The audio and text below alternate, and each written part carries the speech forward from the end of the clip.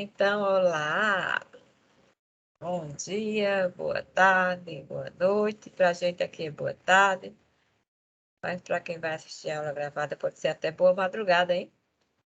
Tudo certo, então. Obrigada por vocês terem vindo, né, pelo acolhimento de vocês comigo, da gente ter conseguido trazer a aula meia horinha para cima, vai terminar também meia horinha para cima, para adequar aí as agendas, tá bom? Muito obrigada mesmo. E quem não conseguiu chegar, né, às 2 em ponto, pode ver aí a aula gravada com os nossos diálogos, tá bom? Vamos começar, né, Thaís, que a gente estava falando antes de começar a gravação, sobre as tarefas, né, muita coisa, muito trabalho, etc. Então, diante do que a gente conversou com alguns alunos que me procuraram, né, aí a gente decidiu deixar essa data aqui, ó, da elaboração do fichamento, a entrega, na realidade, um pouco mais para frente, para atender a necessidade de todo mundo, tá? Então, se vocês também concordam que estão aqui na sala, né? A gente está prorrogando a data. Vamos, como a próxima semana é semana de aula assíncrona, então vamos pensar que vocês podem usar a semana para fazer o fechamento de vocês com mais calma, tá bom? Alguém tem algo contra? Tá tranquilo? Vocês concordam?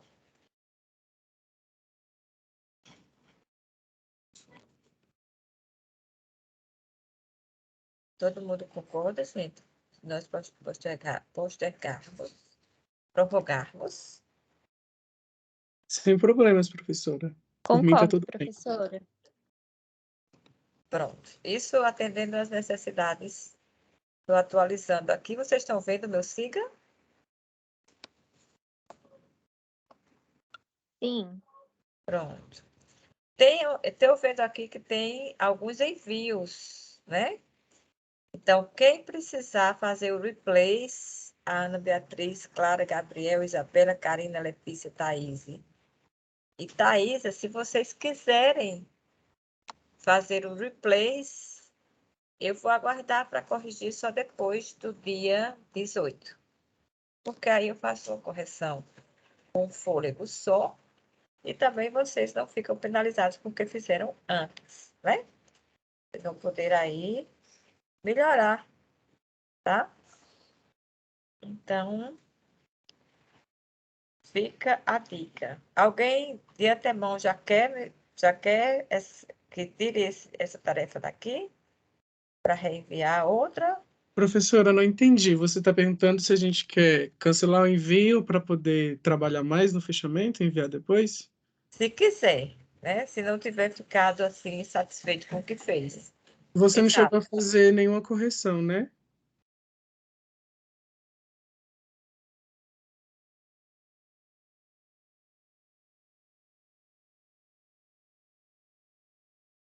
Oi, oi? Eu tinha perguntado se a senhora não tinha feito nenhuma correção ainda, né? Não corrigi nada ainda. Então eu posso enviar depois também. Vou querer trabalhar um pouco mais. Gabriel? É Isso. isso, Gabriel? Então, pronto, Gabriel, você envia depois. Pronto. Alguém mais? Eu não sei, Gabriel. Depois você me tira essa dúvida. Se o sistema do SIGA, enquanto a tarefa está aberta, ele não assume o replace de você mandar de novo. Não sei. Mas, de todo jeito, está aí a oportunidade, tá? Vocês que já fizeram, parabéns, né? Vamos em frente. Vou parar essa tela, tá? E aí eu vou perguntar a vocês, porque realmente são muitas turmas, eu não estou com minhas anotações aqui. Qual foi o texto que nós paramos? Quem lembra? Quem me ajuda com essa informação? Nós paramos até que texto na aula Eu passada? acho que a gente está no 9, professora. Isso. Estava com essa lembrança, mas não tinha certeza. Estamos no texto 9. Vamos ainda ler o 9, não é isso? Não, a gente já leu o manifesto, não? Professor, eu acho que sim. Se não me engano, essa semana Hum. são os textos 12, 13, não, 13, 14, 15 e 16. Ah, isso. 13, 14, 15 e 16. Eu também acho que era isso. 13, 14.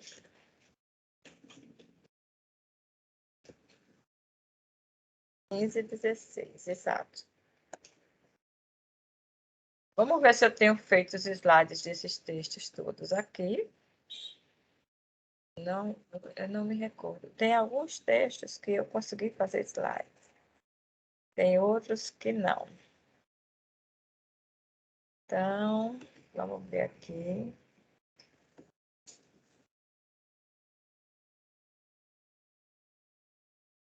"500 anos de educação no Brasil. A educação de imigrantes no Brasil." Ah, esse texto é lindo, gente.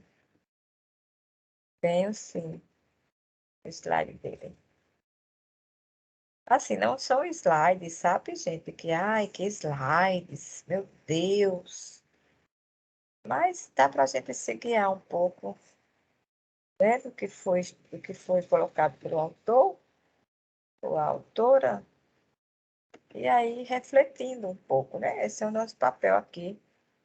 O papel aqui dessas tardes é de refletir um pouco, né? De pensar um pouco a questão da história da educação brasileira, tá? Então, vocês me digam aí se vocês estão vendo os slides.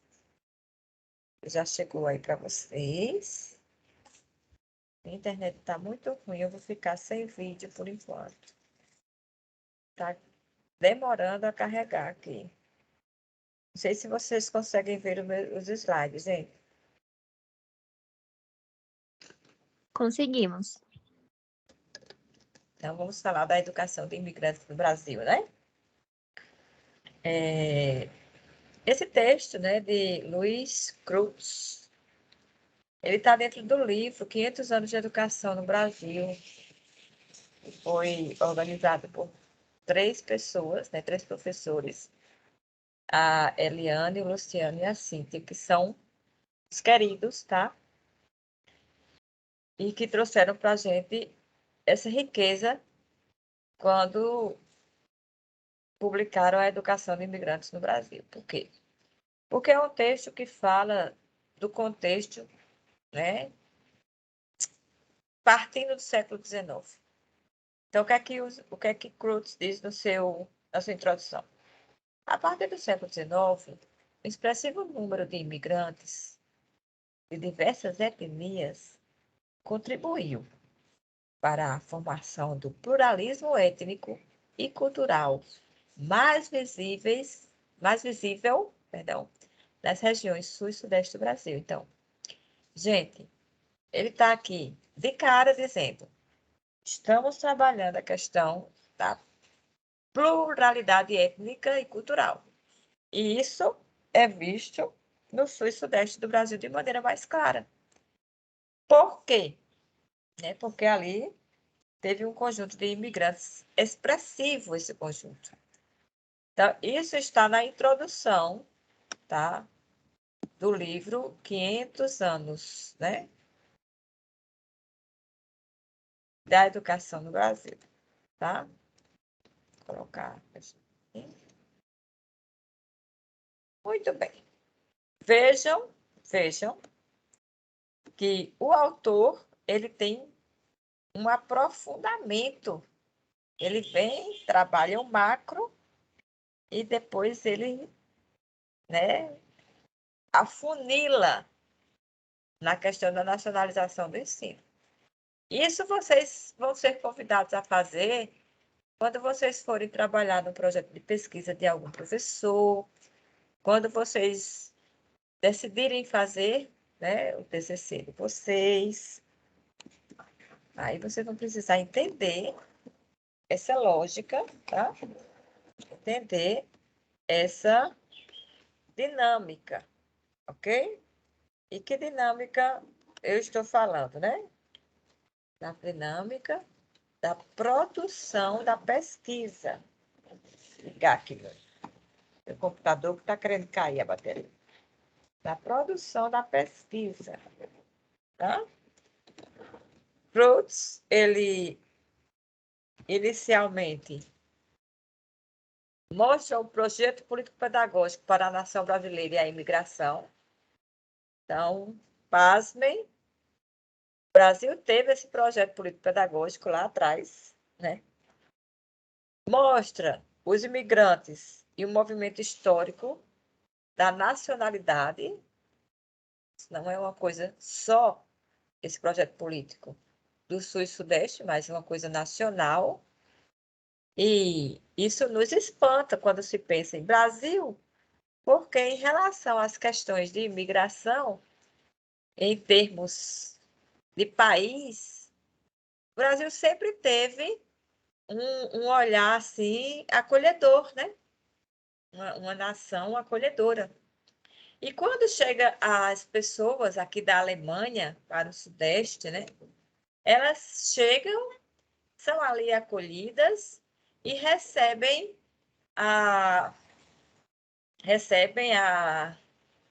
não sei se o nome é licença, tá, gente? Eu vou dizer licença aqui, mas o nome não é bem esse. Mas é feita uma abertura. E os alemães que chegaram, eles construíram escolas. Agora também, vamos e convenhamos, Cruz, ele deixa claro que a nação italiana, os imigrantes italianos, poloneses e japoneses também fizeram isso, mas não é porque eles foram bonzinhos e quiseram, não. Porque também o sistema escolar nosso era muito frágil, tá? Nós não tínhamos grande, né, assim, diversidade escolar, era carente. A gente sabe muito bem, a gente leu aqui na aula, né, que a gente teve antes desses textos, o quanto no Brasil inteiro foi a partir de 1900 que se criou escola, né? Antes disso, não tínhamos essa preocupação de política pública para a escola, de projeto político para a escola. É a partir de 1900. O Rio é que é um pouquinho antes, muito pouco, que se tem dinheiro para se construir escola. Mas também quando foi se construir escola, a gente viu aqui os prédios, lembram?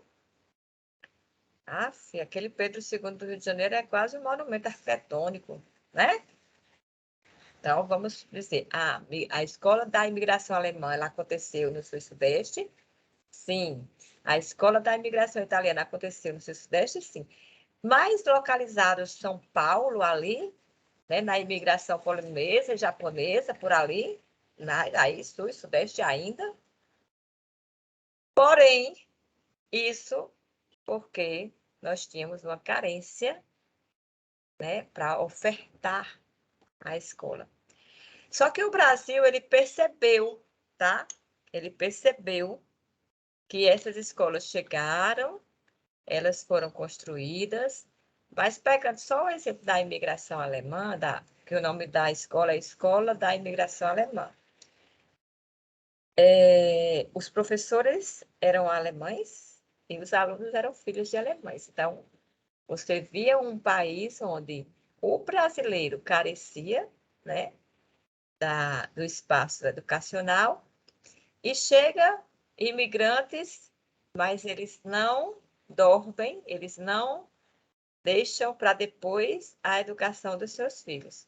Aí vem a nacionalização do ensino e o término das escolas étnicas dos imigrantes. Por quê? Porque foi preciso dizer a essas imigrações, a essas pessoas que estão chegando, que elas também precisavam aprender português, que a escola era no território nacional, então não podia ser tão seletiva, assim.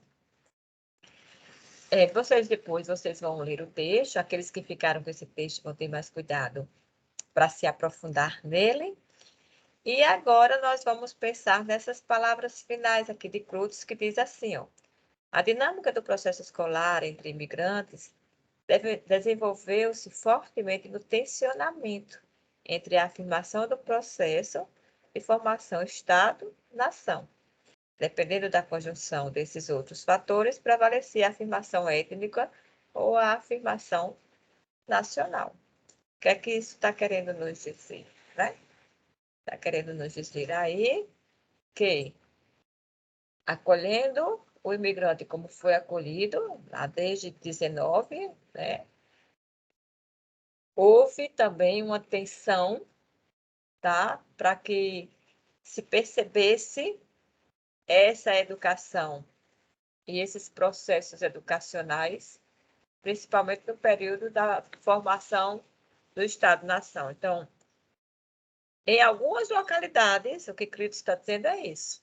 Em algumas localidades, prevaleceu o ensino de alemão para alemães.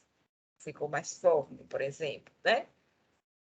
Em outros, prevaleceu o ensino da língua portuguesa para todos, né? Dessa educação nacional.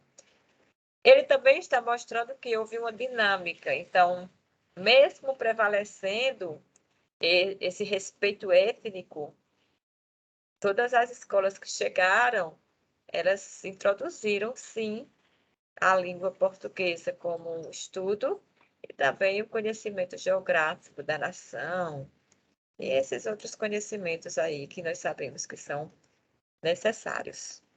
Então, basicamente, seria essa a apresentação. Você veja que ele leu muitos autores, tá vendo? E eu coloquei aqui um print aqui meio borrado, peço até desculpas, mas não tinha como digitar tantas referências e todas muito importantes. Então, quem tiver com esse livro e com esse capítulo específico, vai ter a oportunidade de se debruçar nessa lista. Se vocês querem, né, eu acho que vocês devem até querer, será ótimo. O que vocês teriam a me dizer, né, desse tema, dessa discussão trazida por Cruz? O que vocês querem acrescentar, tá, na educação de imigrantes do Brasil? A palavra está com vocês, tá?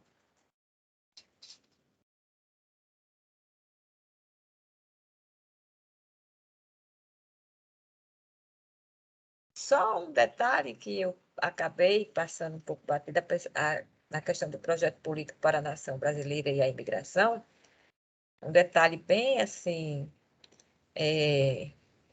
necessário que se diga, ao se iniciar a imigração italiana, lá no século XIX, né, a orientação oficial, tá, foi a de evitar grandes extensões de colônias etnicamente homogêneas.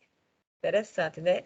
Separando-as por terras particulares pertencentes à população luso-brasileira, ao português. Então, foi a partir do período republicano que houve a orientação da formação de colônia mista. Antes da República, gente, os italianos, eles se concentravam nas suas terras particulares e também na educação particular e etc. Ok? Eu acredito que eu não tinha dito isso ainda, né? Então, algo mais?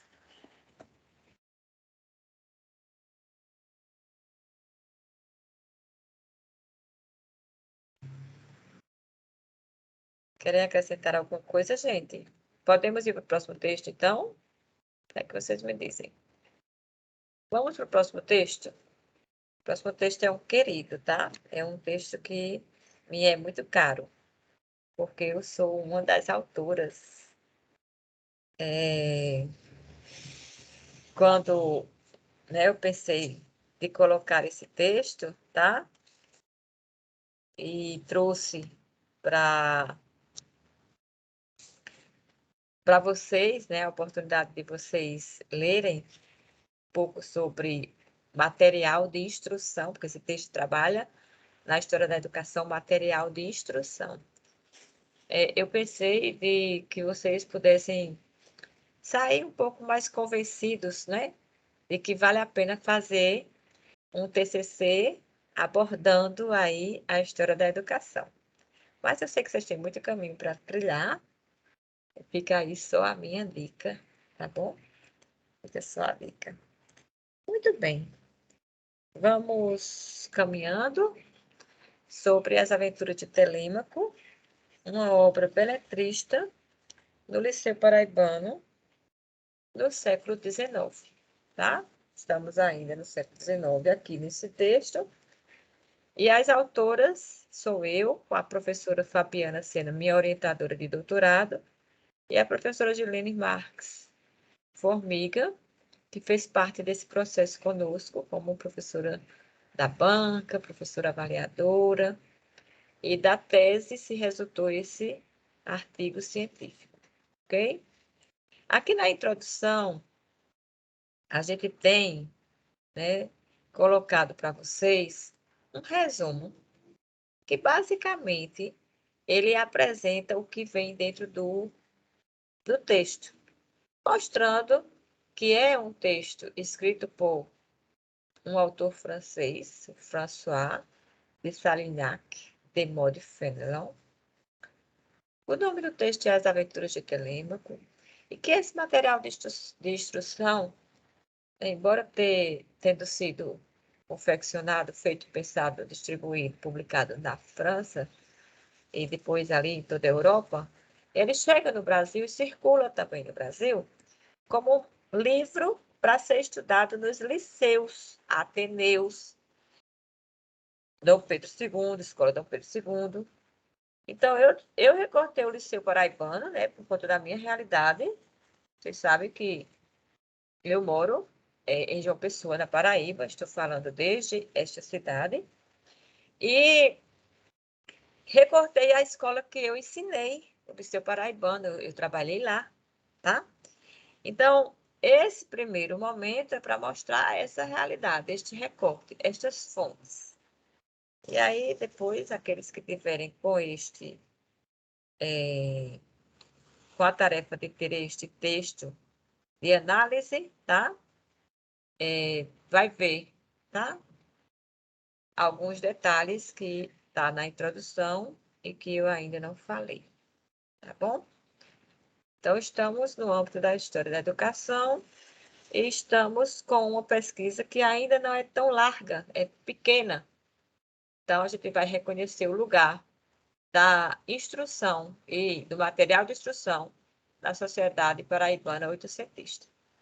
Essa é a capa do livro, que é o mais antigo. Eu tenho este livro mais novo, mas eu não sei onde ele está agora. Acredito que nem esteja nesses poucos livros que eu tenho aqui. Parece-me que uma orientada pegou.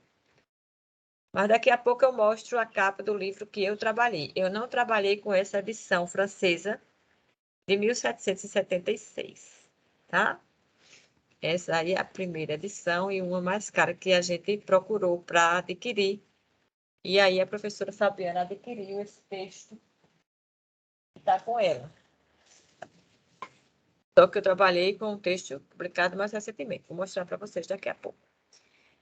Toda a narrativa do livro, em Realce, apresenta discurso desenvolvido por Fénelon, o qual está apoiado em narrativas sobre as aventuras vivenciadas na ficção, elaborada pelo autor sobre Telêmaco e seu mestre, recorrendo ao artifício da escrita, que desenvolve no tempo os fatos, ao passo em que os acontecimentos são apresentados na voz daquele que está vivendo a situação. Isso que eu estou dizendo aqui, que eu disse lá na tese, significa dizer, tá? Isto, vou até acrescentar aqui. Significa dizer que há em toda narrativa artifício de escrita, né, literária. Os pontos. Autor, narrador. Lembram daquilo? Vocês já escutaram isso lá no ensino médio? E também, quem gosta de letra já escutou isso várias vezes. Quem gosta de ler também sabe disso demais. Você está lendo o livro e, de repente, o autor, narrador, se coloca na boca de Telêmaco, na boca de Mentor, na boca da deusa Calypso. Esse autor, narrador, onisciente, onipresente, lembram disso?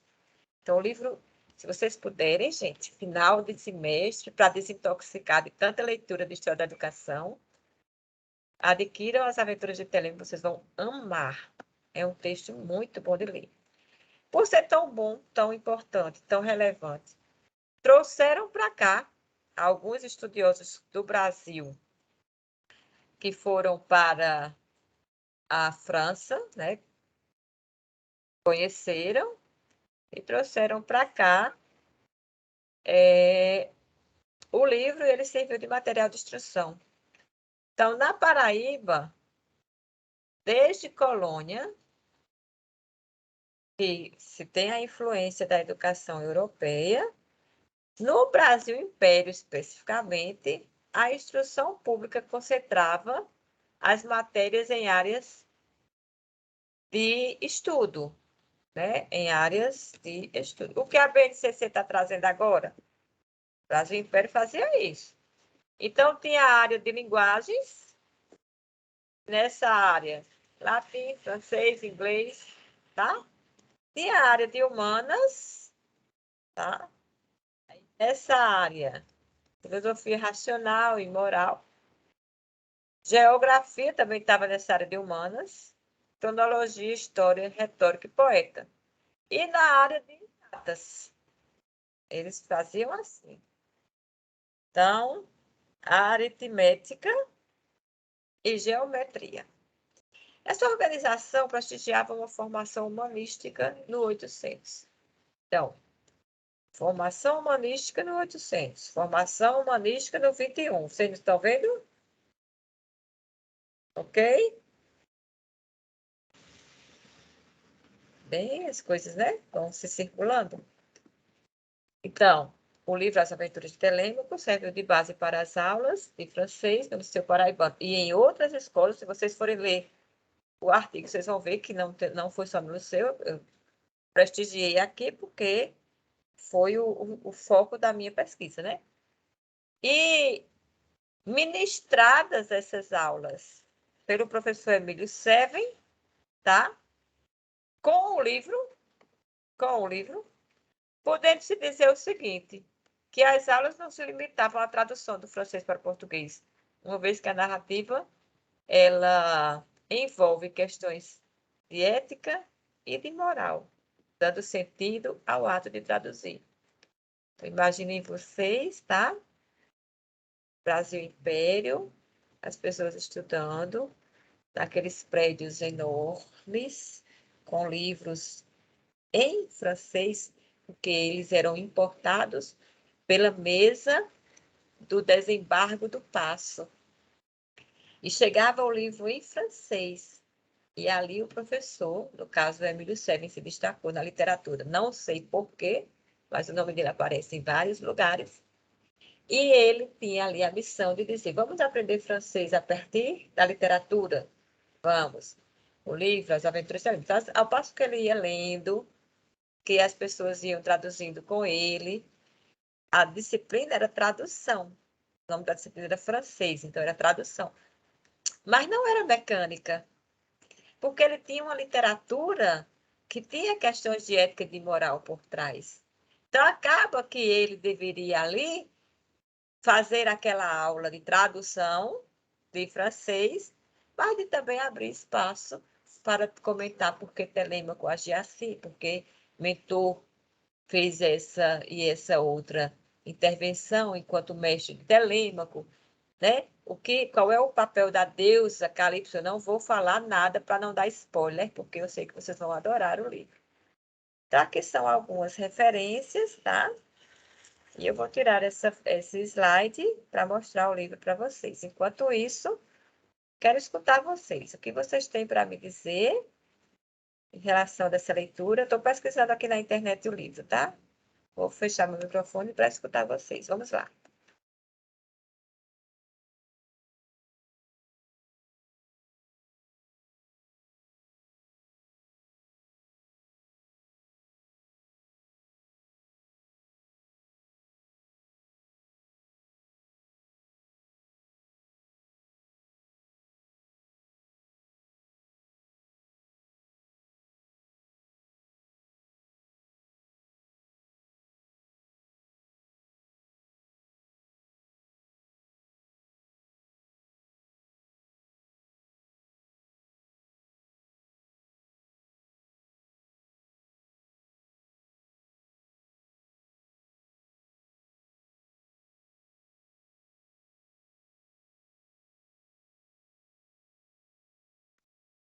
E aí, gente, vamos lá?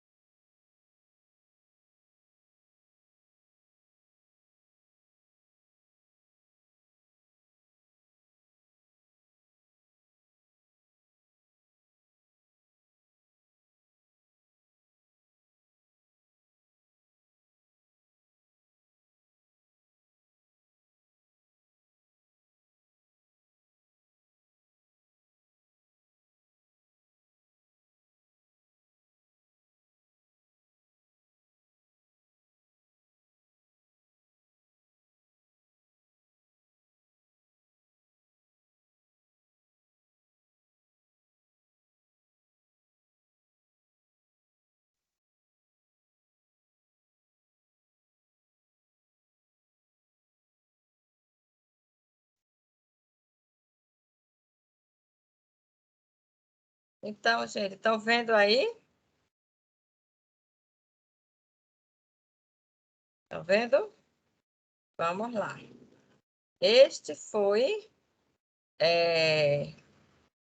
Não sei se vocês estão vendo. Eu estou tentando compartilhar uma tela aqui com vocês, tá assim. Então, este foi o livro que eu trabalhei, tá? Foi esse aqui. Ok? Ele ainda está disponível, gente. Você vai poder achar esse livro. Ele está à venda por aí. Deixa eu ver se a gente vê. Na época, eu achei facilmente, ó. Tá vendo? Então, eu espero que vocês gostem, tá? E esse foi o texto que a gente acabou de apresentar, tá bom? Então, gente, o que é que vocês têm para me dizer sobre isso?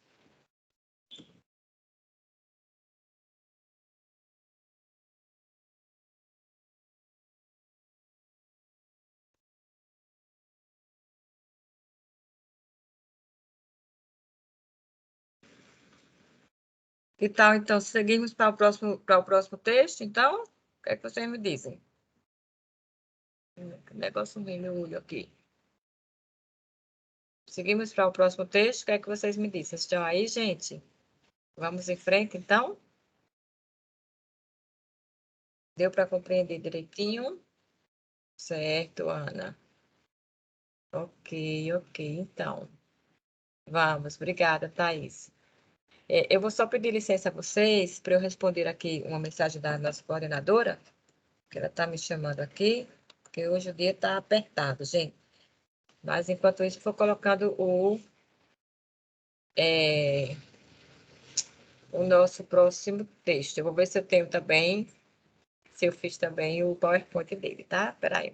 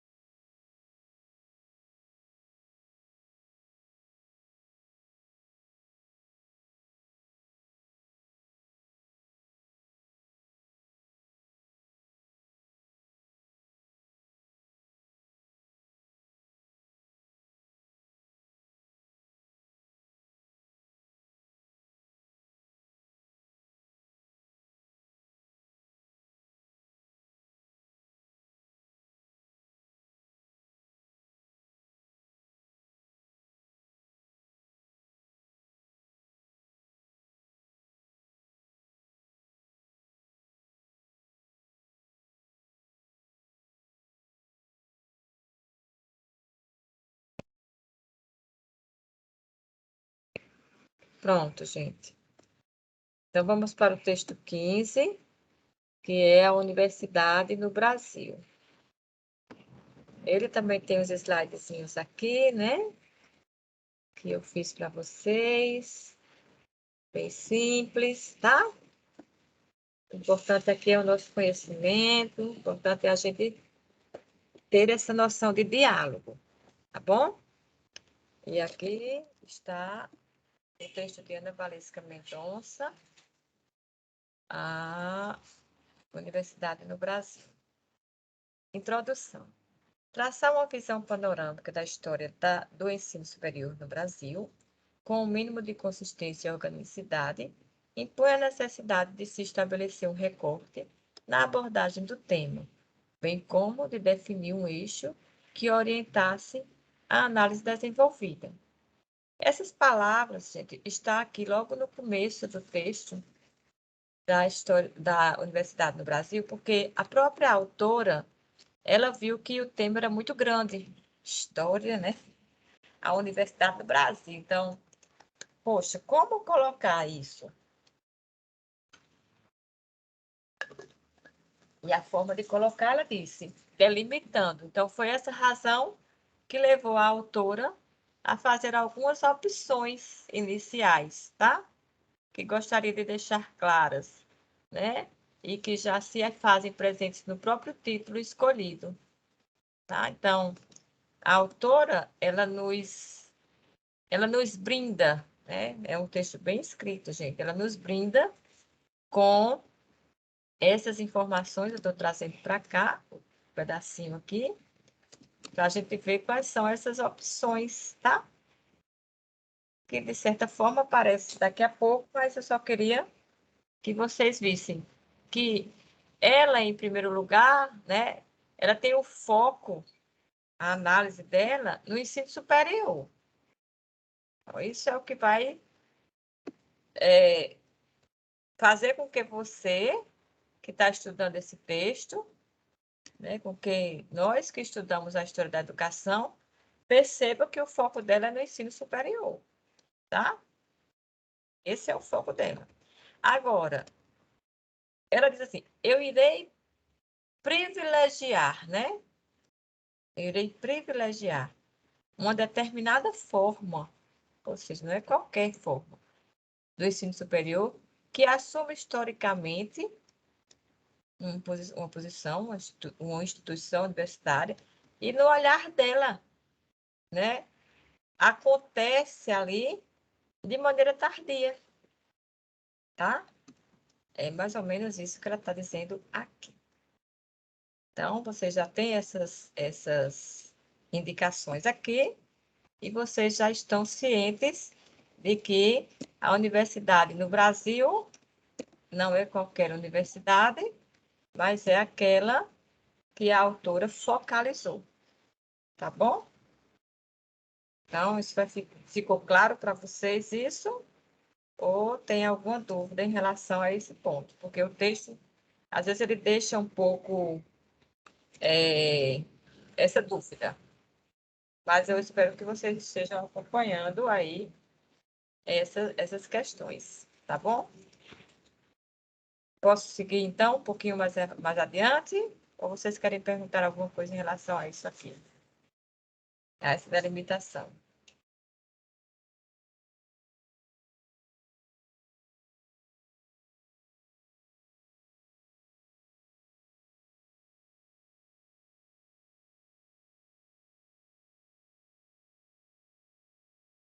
Então, vamos seguindo, né? Vamos seguindo. Vamos dizer assim, caminhando para frente, né? Caminhando e indo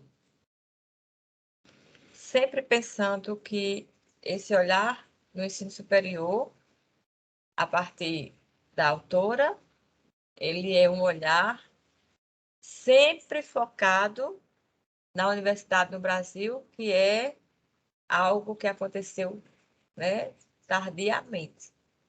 Então, Mendonça, né, Ana Valesca Mendonça, ela nos convida a refletir sobre isso. E vocês estão aqui na História da Educação para conhecer um pouco todo dessa educação.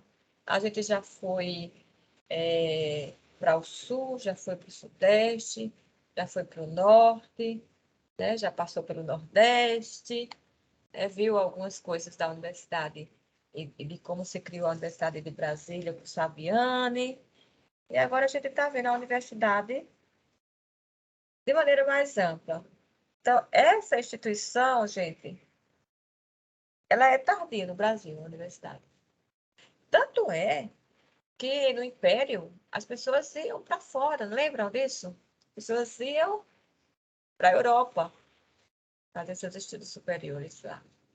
Então, a institucionalização da Universidade do Brasil, ela data ali de 1920, 1940, e nos anos 50 e 60, isso vira uma grande questão, uma grande discussão política, tá? Para que se perceba a importância da universidade no Brasil.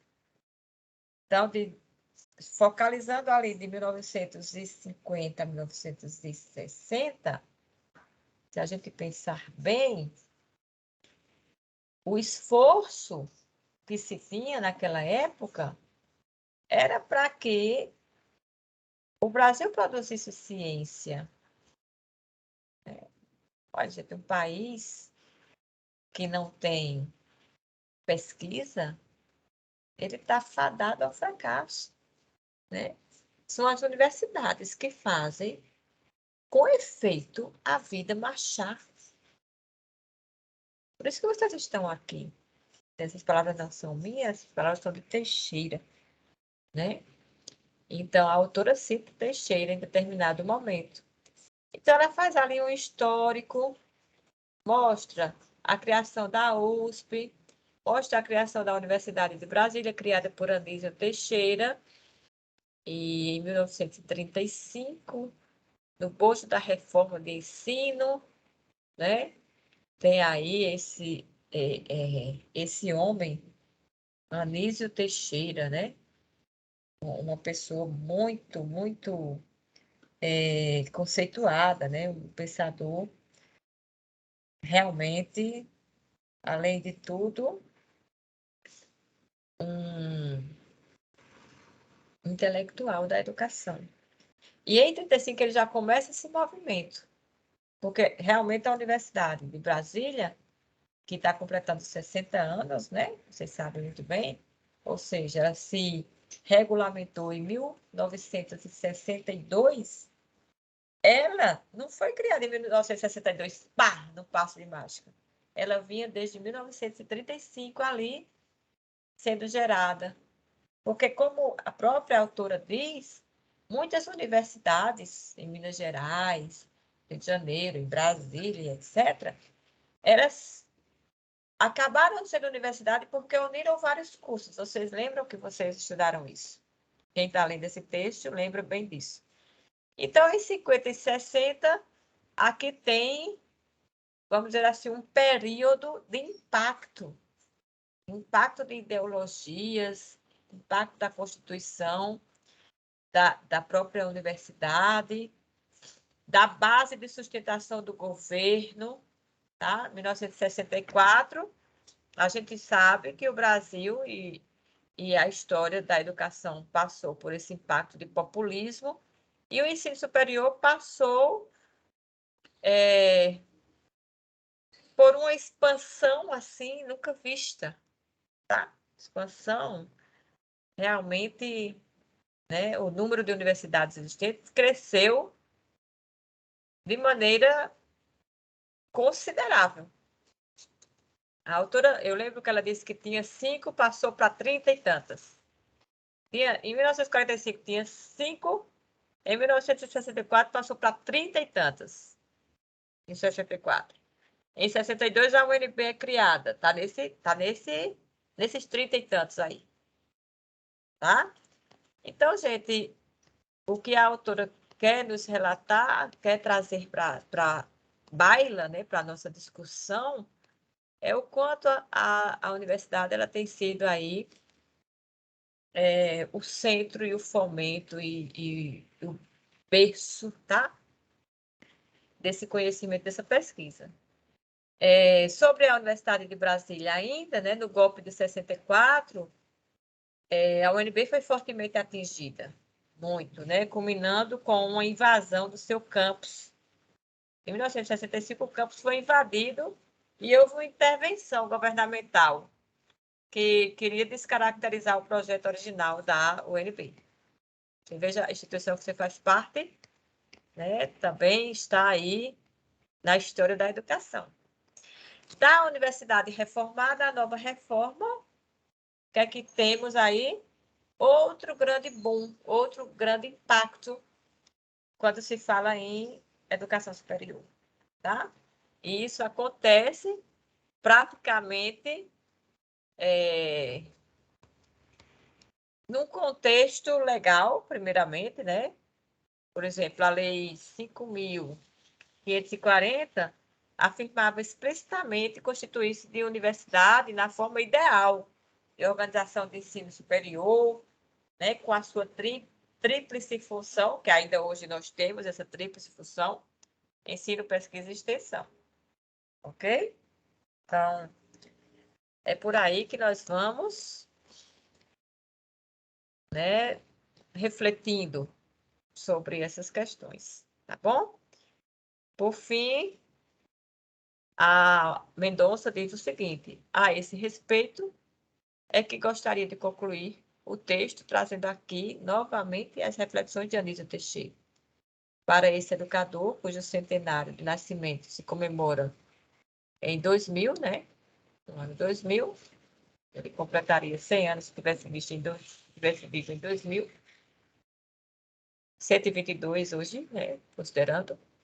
A verdadeira reforma universitária não se poderia nunca fazer de fora, pela mera imposição do legislativo.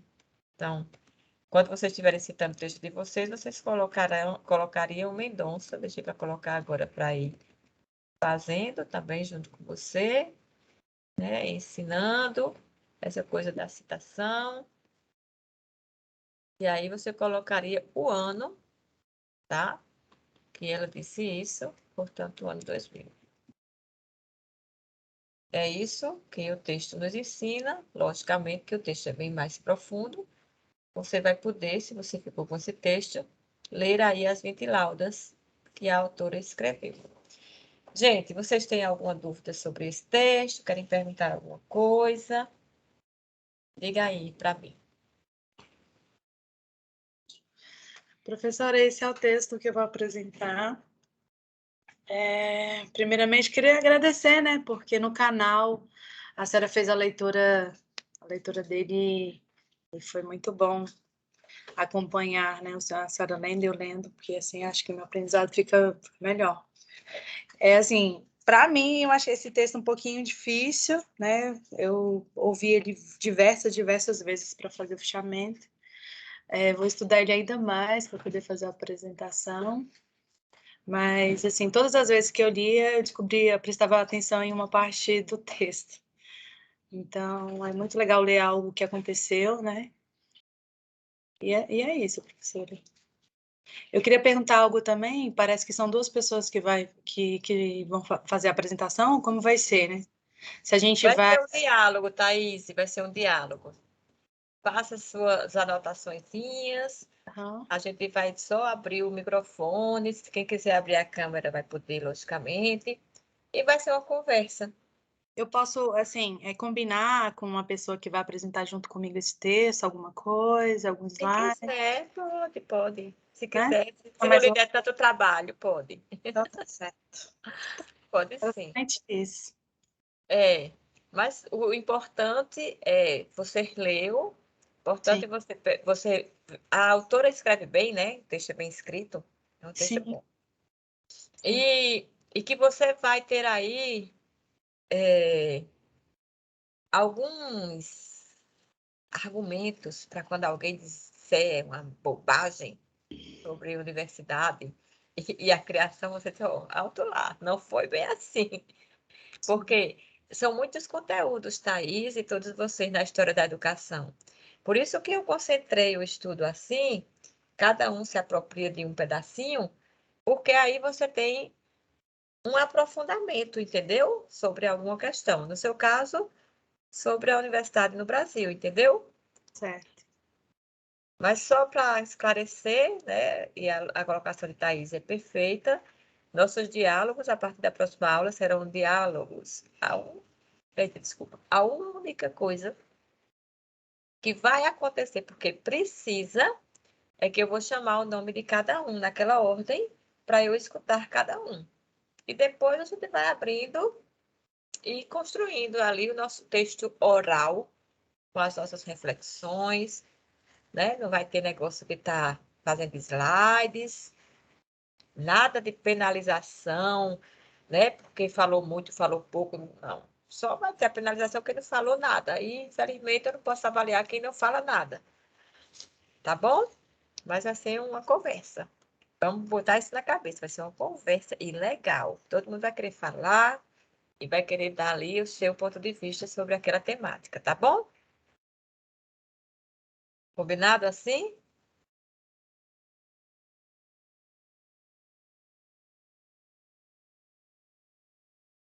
A gente vai para o próximo texto, então? Obrigada, Thaís. Você é uma lady. Não estou me sentindo sozinha com essa sua interlocução. A gente vai para o próximo texto, então, pessoal? Vamos lá? Menina, é o último texto, tá? Ou não? Nem lembro se é o último.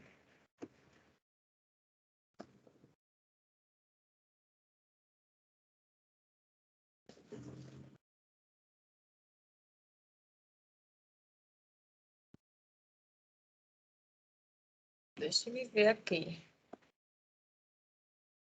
O problema ético na educação e o uso da linguagem, não é? Esse texto? Muito bem. Esse texto ele não tem slides, tá, gente? Pela correria da vida, não me foi possível fazer slides desse texto. Mas a gente vai lendo ele por aqui, né? Eu vou falar sobre ele por aqui, com o próprio texto na tela. Pode ser assim? Tudo bem? Bem, esse texto, obrigada. Esse texto, ele é trazido como fechamento das ideias porque ele vai falar de ética. Não sei se vocês viram, eu coloquei um verbete de ética na pedagogia. Para vocês escutarem lá e refletirem também, né, nesse caminho de história da educação e o ser ético.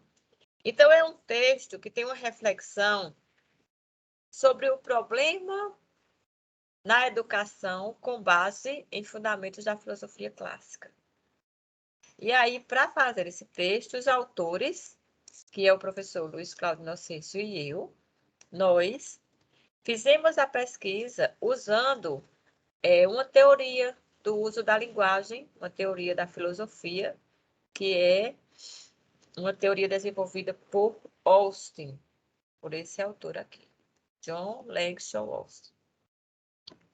Então, importante é você perceber que nós temos ali, né, na leitura desse texto, uma discussão sobre ética, uma discussão que vai olhar o uso de ética quando a gente fala dentro do meio educacional e, principalmente, uma leitura, que eu quero ir direto para ela, da alegoria da caverna, para vocês perceberem que a disciplina começou com Platão e vem, mesmo com a discussão contemporânea, solidifica-se em Platão. A alegoria da caverna. Deixa eu achar ela aqui. Deixa eu fazer.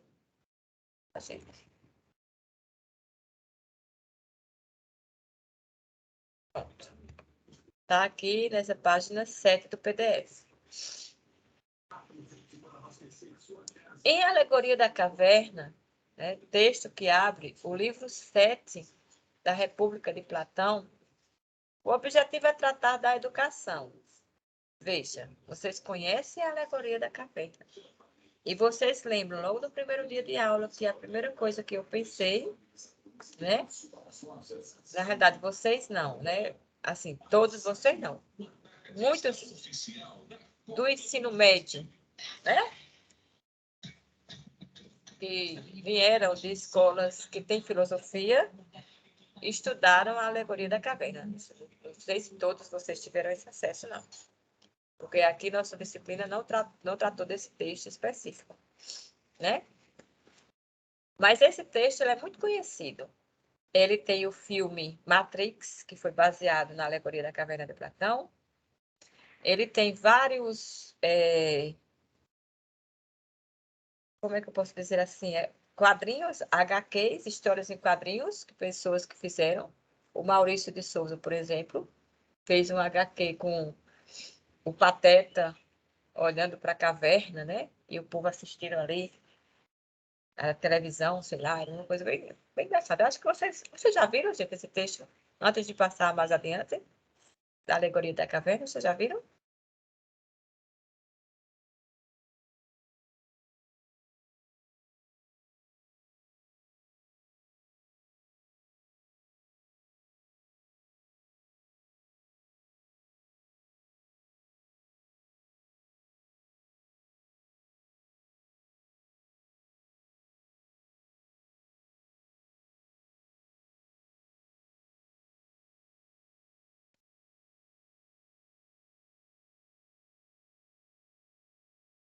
No ensino médio não, professora, mas na faculdade eu ouvi falar, sim. Foi bem no início do meu curso, em 2018, um professor comentou sobre. Pronto. É um texto assim, que quem nunca ouviu falar, já ouviu falar dele.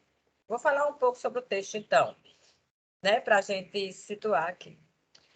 No livro 7 da República de Platão, Platão escreveu um texto que ele fala da condição humana. E ele começa dizendo assim: imagine vocês, homens, dentro de uma caverna, com o pescoço e os pés e as mãos nos grilhões acorrentados, que só pudesse olhar para frente, não pudesse se voltar. Esse é o cenário, ele diz. Agora imagine que atrás desses homens, lá na porta da caverna, tem uma fogueira, um fogaréu enorme. E que, tempos em tempos, algumas coisas passam por trás e esse fogo reluz no fundo da caverna imagens dessas coisas. Aí ele vai te convidando você para fazer essa imaginação, né, esse desenho aí, imagético. Aí diz assim, ó, alguns homens que passam com as estatuetas lá atrás, sem que esses, né, prisioneiros saibam, eles falam e outros ficam calados. Mas quem está sentado, preso na caverna, que olha para frente, imagina que aquelas coisas que estão sendo refletidas, as que passam com aquele som, falam, e as que passam sem nenhum som, não falam nada.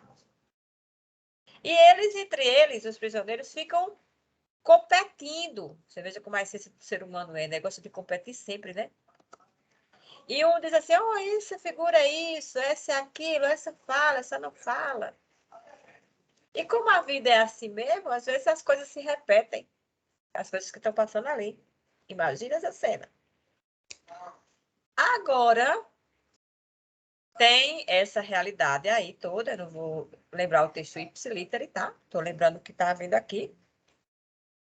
E tem um momento que um desses prisioneiros, ele sai, ele se liberta. Ou ele se liberta porque ele se desamarrou e saiu, ou porque alguém tirou ele de lá. Mas imagine que um se liberta. Quando esse que está se sentindo liberto sai da caverna, ele vê logo aquele fogaréu, fica praticamente cego.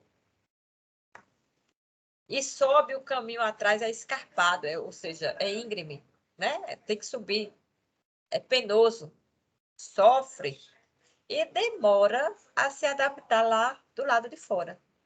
Primeiro começa a olhar o que está refletido na água, a vista fica turva. Depois, quando ele percebe, ele vê a árvore, ele vê a natureza, ele vê outros homens, ele vê aquelas formas que eram sombras, ele percebe, eram sombras. Aqui as coisas são muito mais nítidas. E aí ele se maravilha. Portanto, na essência dele, ele tem necessidade de voltar lá nos prisioneiros e dizer: ei, vocês saiam daí, vocês estão vivendo no mundo das sombras. Vamos sair, vamos sair. Quando ele decide fazer esse movimento de volta, sofre novamente, porque ele vai ter que descer, vai passar do claro para o escuro, vai ficar praticamente cego de novo, vai sentar-se naquele lugar que era dele, vai começar a dialogar com os colegas já vê ele com um papo estranho, diferente. E se brincar, e se os prisioneiros puderem, quando vê aquele sujeito que chegou, que saiu, mas chegou diferente, pode querer até matá-lo. Tá? Mais ou menos isso, a alegoria da café. Então, nessa alegoria, a educação consiste em um movimento de busca de aprendizado para o bem. Então, o ato ético consiste na transformação desse homem. A transformação de contemplar aquela luz e, a partir disso, de ter um exercício virtuoso. Aí, onde é que está o exercício virtuoso? Em várias dinâmicas. O texto vai trazer várias situações dessa educação que passa a ser vista como promoção, né, do ato racional. E aqui é uma leitura, tá, gente? Existem várias leituras. Vocês vão ver essa opção aqui. A opção que é colocada nesse estudo do uso da linguagem recai em você e em mim. Porque eu sei que nessa sala aqui tem muita gente que já é professor. Não posso dizer aqui, eu tenho uns alunos. Ou, o que é aluno? Né? Do grego, a sem luz. A sem. Lune, luz. Alunos sem luz. Não, aqui eu tenho na sala intelectuais, meus colegas, vocês estão como alunos, porque vocês estão no processo de construção do conhecimento, mas muitos de vocês já estão em sala de aula, já estão trabalhando em outros espaços, somos todos adultos. Então, o educador aqui, ele é capaz de filosofar e exercitar a sua prática com o movimento da reflexão, a sua reflexão, que é o movimento da caverna. Então, esse texto, ele nos ajuda a fazer uma reflexão histórico-pedagógica, a ter um interesse pelo ser humano, pelo processo educacional do ser humano, pela dinâmica de ensino-aprendizagem. E aí eu quero falar do Saviani, né? No texto Escola e Democracia, quando eu já falei tantas vezes. No primeiro grupo, temos aquelas pessoas, né? Desculpa, temos aquelas teorias que entendem ser a educação um instrumento de equalização social, portanto, a superação da marginalidade. No segundo grupo, estão as teorias que entendem ser a educação um instrumento de discriminação social, logo um fator de marginalização. Saviani aí faz referência a dois grupos distintos e em ambos há o poder ideológico de intervir no processo de formação, porque chama muita atenção, Saviani, a marginalização e a violência simbólica que expõe o ser humano até, né, na condição de educação. E naquele texto da Alegoria da Caverna, o ser humano estava exposto naquela figura que conseguiu se libertar, depois voltar nesse processo de educação. Então, gente, o mais interessante, né, que nós precisamos pensar é como nós podemos olhar para o problema da educação e usar a linguagem para que ela seja uma linguagem acessível, uma linguagem entendível, para que se use um raciocínio lógico. Vocês vão ser professores se já não são. Então, quais são os problemas éticos na educação que em uma aula ou outra você possa fazer como fez Emílio Seven, ao invés de dar o conteúdo nu e cru, trazer uma reflexão ética, um filosofar, né? Favorecer o ato de filosofar. Então, esse texto é mais ou menos um convite, uma provocação, tá? E eu espero que vocês tenham gostado. Vai falar da importância da filosofia, mas aí já é uma interdisciplinaridade. Para a gente, o importante é essa história dessa educação vinda de Platão e passando até os dias atuais nesse vamos dizer assim, né, nesse circular que a gente faz quando a gente pensa ali a crise na educação, que é um problema, logicamente, do historiador da educação, tá? Temos também a base desse texto em Bourdieu, que é um pensamento de sociologia da educação que resvala na história da educação, tá? E outros autores aí, como Saviani e Platão, na mesma aí referência, né? Gente, Saviani, que eu acho que vocês já ouviram falar, né? Saviani é brasileiro, está vivo. É um senhor que, nesse mundo de pandemia, ele proporcionou um curso virtual pelo YouTube, gente. Foi um curso de mais de 5, sei lá, não sei quantas milhões de pessoas, não sei nem contar, só olhando lá. E eu estava nesse curso, assisti todinho. Então, dentro dessa conjuntura, né, a gente vai fechando aí esses textos e abrindo, logicamente, para vocês se deleitarem no fichamento e depois dialogarem sobre esse fichamento. Ana Beatriz ainda não leu o texto, é bem interessante. Pois é, a ética na linguagem é minha praia, viu, Ana Beatriz? Ética na linguagem é minha praia. Não leu o texto Ética na Linguagem, né? Você já viu Platão, estou entendendo aqui. É porque nesses bate-papo, para compreender, demora, tem um delay, tem um atraso, assim.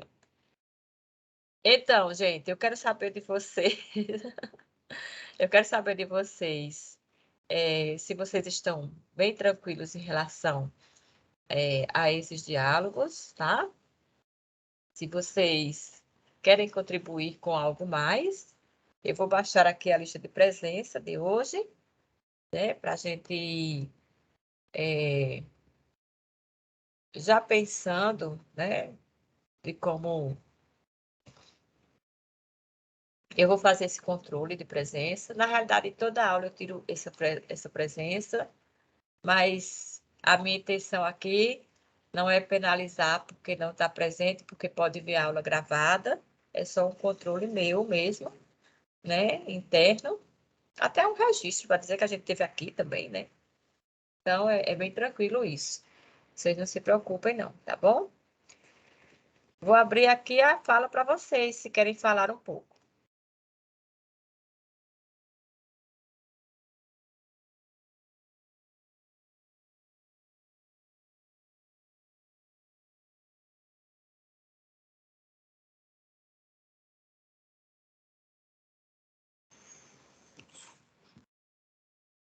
Pronto, então, já que a gente teve os diálogos dos textos, né? Já que a gente teve as oportunidades, né, de apresentar aqui de maneira bem sucinta, cada um, eu considero que vocês já estão prontos para ir para o fichamento, tá? Sobre o fichamento, eu gostaria de talvez falar um pouco mais sobre ele, se vocês quiserem. Se vocês acharem que é pertinente. Pode ser? É necessário ou você já está todo mundo sabendo de tudo, não precisa mais tirar nenhuma dúvida? Digam a mim alguma coisa aqui, gente.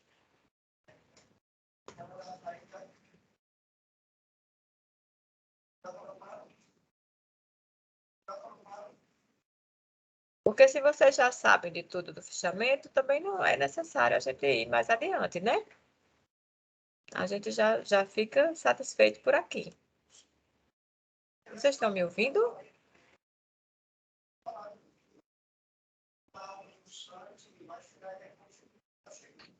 Sim, professora, estamos aqui. Tá? Você acha que eu devo falar um pouco mais de fichamento, Thaís? Eu não precisa, no seu ponto de vista. Não, a senhora, assim, no meu fichamento que eu vou apresentar, a senhora falou um resumidão, né? E depois acredito que no diálogo a gente vai aprofundar um pouquinho mais. Se falasse um pouco mais e entrar no conteúdo, né? É, Então, eu percebi isso. Para mim foi ótimo. Eu estava até atenta, porque se a senhora falasse alguma coisa ali a mais, eu já ia anotar. Eu segurei. Mas Gabriel quer falar? Gabriel.